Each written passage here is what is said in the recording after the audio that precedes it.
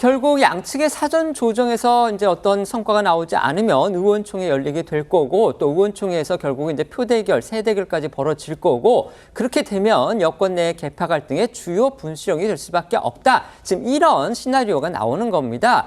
이렇게 중대한 시기이기 때문에 한동훈 대표의 행보 하나하나에도 정치권에 이목 쏠릴 수밖에 없는데요. 그런데 한 대표가 오늘 오후에 이 보수의 심장으로 여겨져 온 대구를 방문하는 거 이것도 또 심상치 않은 걸로 여겨집니다. 맞습니다. 한 대표는 잠시 후인 오후 2시부터 이 대구시에서 일정을 소화합니다. 여성정치 아카데미에 참석을 하고요.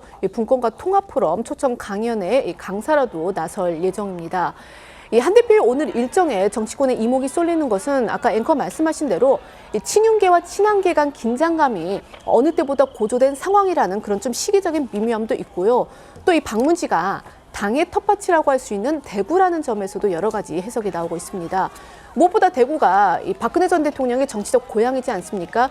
이 박 전 대통령 탄핵이라는 아픔을 겪은 정서가 깊다라는 그런 지역이라는 점에서 윤 대통령과 각을 세우고 있는 한동훈 대표에 대한 따가운 시선도 감지되고 있는 상황입니다. 한 대표는 이 대구를 챙기는 모습을 보이면서 이른바 이 배신자 프레임 이걸 벗고서 이 당정 분열 우려를 잠재우는 동시에 자신의 지지율도 끌어올리겠다 이런 의도로 해석이 됩니다. 특별감찰관 문제를 비롯해서요. 현재 벌어지고 있는 친윤 그리고 친한계 대립의 어떻게 보면 근본 원인 바로 김건희 여사 문제를 어떻게 푸느냐 지금 이걸 놓고서 서로 생각이 다른 것 이게 근본 원인이라고 볼 수 있습니다. 관련해서 대통령실 관계자의 전원을 통해서 김건희 여사가 최근 건강 상태가 좋지를 않아서 거의 누워만 있다 이런 보도가 나와서 또 화제가 됐었죠. 그런데 어제 김 여사가 13일 만에 공개 활동을 재개했습니다. 앞서 한 대표가 김 여사의 공개 활동 자제를 요구를 하면서 대통령실하고 각을 세운 상황에서 이루어진 것이기 때문에 더욱 눈길을 끌었습니다. 맞습니다. 김 여사는 윤 대통령과 함께 폴란드 대통령 부부의 국빈 방한 공식 환영식과 국빈 만찬 등에 참석했는데요. 김 여사가 공식 석상에 등장한 건 지난 11일 동남아 3국 순방을 마치고 귀국한 지 13일 만이고요. 국내 일정 기준으로는 지난달 10일 마포대교를 찾은 지 한 달 반 만입니다. 한 대표가 윤 대통령과의 면담에서 김 여사 공식 활동 자제를 요청하자 윤 대통령이 아내가 이미 많이 지쳐있다. 꼭 필요한 자리가 아니면 앞으로도 더 자제할 것이라고 답한 게 알려지기도 했었고요. 김 여사가 살이 많이 빠졌고 몸 상태도 안 좋다. 관저에서도 거의 누워 지내고 있다고 들었다는 이 대통령실 관계자의 말도 전해졌던 만큼 김 여사의 건강 상태에도 눈길이 쏠렸습니다. 김 여사는 어제 행사 내내 다소 어두운 표정을 지었고요. 이후 일정은 비공개로 진행됐고 또 이 국빈 만찬 내용이 담긴 사후 서면 브리핑도 나오지 않았습니다. 대통령실에선 폴란드 대통령 부부가 국빈 방문을 한 만큼 우리 영부인도 행사에 나와서 격에 맞는 예우를 하는 건 당연하다며 영부인의 외교 일정 참석은 국익을 위해서 당연히 해야 할 일이라고 설명했습니다.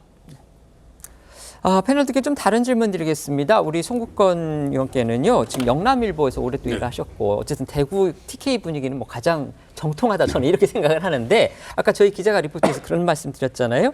박근혜 전 대통령 탄핵이라는 아픔을 겪은 정서가 대구 지역에 굉장히 깊다. 그렇기 때문에 지금 윤석열 대통령과 각을 세우고 있는 한동훈 대표에 대해서도 좀 시선이 따갑다. 이런 보도가 이어지고 있다고 합니다. 실제 그렇습니까? 어떻습니까? 양쪽에 대한 시선이 다 따갑죠. 75%를 득표를 준 윤석열 정부에 대해서도 많은 실망을 하고 그리고 또 한동훈 대표도 너무 이제 차별화에 중점을 두니까 대구 일부에서는 제2의 유승민 이야기까지 나와요. 유승민 전 의원. 네, 유승민 전 의원이 그때 박근혜 전 대통령 탄핵 때 같은 대구였는데 이렇게 앞장을 서고 했기 때문에 제2의 유승민 아니냐 그래서 뭐 배신자 프레임 이 이야기도 또 다시 나옵니다. 그렇군요. 네, 그 상황인데 오늘 한동훈 대표가 대구를 간 것은 물론 예정된 그 강연 일정이 있지만 제일 처음에 한동훈 대표가 정치를 시작한 게 대구에서 사실상 시작하겠다는 그 말을 한 적이 있어요. 사실상 그때 동대구역에서 기차표를 계속 연기를 하면서 그때 팬 미팅 같은 걸 했지 않습니까? 그게 사실상 정치의 첫 번째 출발선이라고 다들 보거든요. 그리고 본인이 그다음에 총선할 때 다른 데서는 많이 졌지만은 대구는 25개 전부 다 대구 경북 25개 전부 승리를 했어요. 그렇기 때문에 본인도 어떤 뚜렷한 정치적 텃밭이 없기 때문에 대구를 방문을 해서 지금 상황에 대해서 또 대구 경북 유권자들에게 좀 이해를 구하는 그런 그 행보를 시작을 하는 것 같습니다. 알겠습니다. 우리 소영주 부대변인께는요, 지금 특별감찰관 문제를 갖고서 지금 여당 내에서 대통령실하고 친윤계가 한 몸이 되고, 그다음에 친한계와 한동훈 대표가 당연히 한 몸이 돼서 지금 이렇게 날카롭게 대립을 하고 있습니다. 그렇습니다. 제3자적인 입장에서 봤을 때 양측의 의견 다 이제 들어보셨을 텐데 어느 쪽에 좀 더 공감이 가십니까? 일단 뭐 국민적인 여론은 한동훈 대표의 손을 들어주지 않을까 싶어요. 그러니까 특별감찰관이 지금 현재 좀 국정에 혼란을 초래한 김건희 여사의 리스크를 다 해소할 수는 없으나 최소한 그 정도도 안 해? 라는 부분이고, 그리고 이거는 윤석열 대통령과 국민의힘이 대선 공약으로 내세웠던 겁니다. 근데 왜 그걸 갖고 싸우지? 라고 생각할 거 아닙니까? 만에 하나 국민의힘이 이 대선 공약으로 세웠던 특별감찰관에 대해서 아무리 북한의 인권재단 이사 문제와 연계를 했다 하더라도 그 연계는 2020년이니까 4년 전 일이에요. 이걸 지금 연계시켜서 특별감찰관 부분들을 뭔가 거수 투표까지 해가면서 막는다. 이해가 안 되잖아요. 또 이것도 김건희 여사를 보호하기 위해서 대선 공약까지 깨는 거야?